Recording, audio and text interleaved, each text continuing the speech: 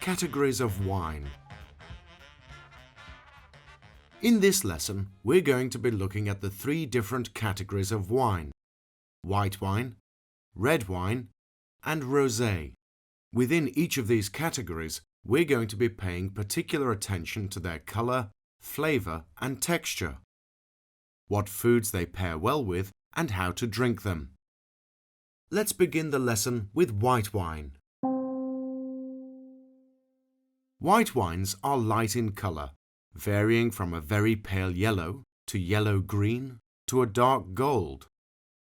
They're made from white wine grapes that have been bottled without having been macerated with the skins of the grapes in the same way that red wine grapes are.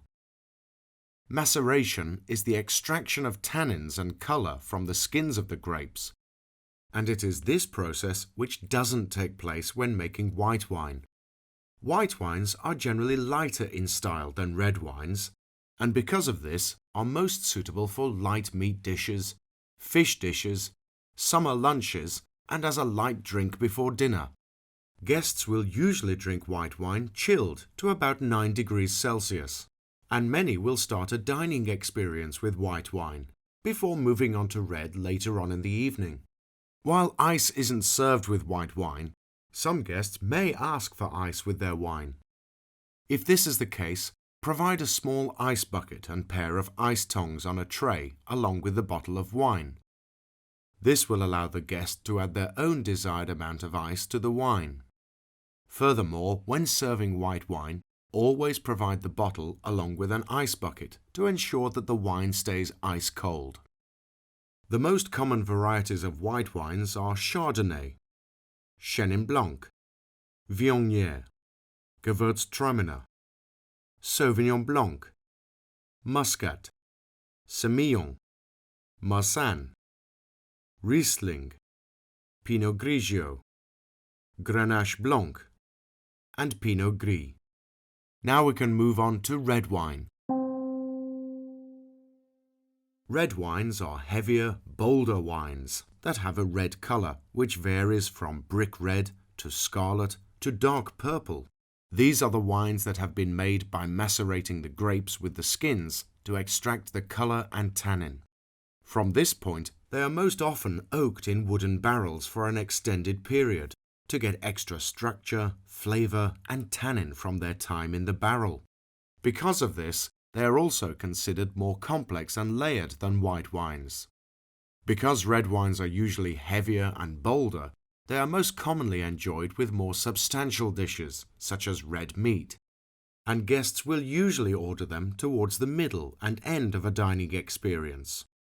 Red wines are generally served at room temperature, which is anywhere from about 18 to 25 degrees Celsius.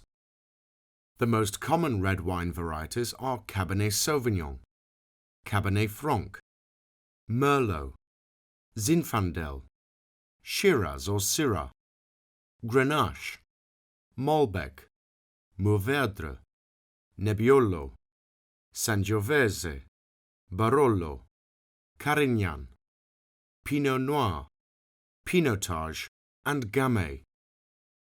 Finally, let's conclude with learning about rosé. The last type of wine is in between white and red wines and is called rosé, which translated from French means pink.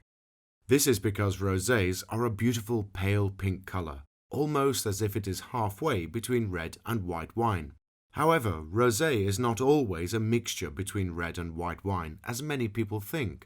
Apart from mixing the two, the light pink color also comes from a very light maceration with the skins of the red grapes, so that a small amount of color and tannin is imparted into the wine.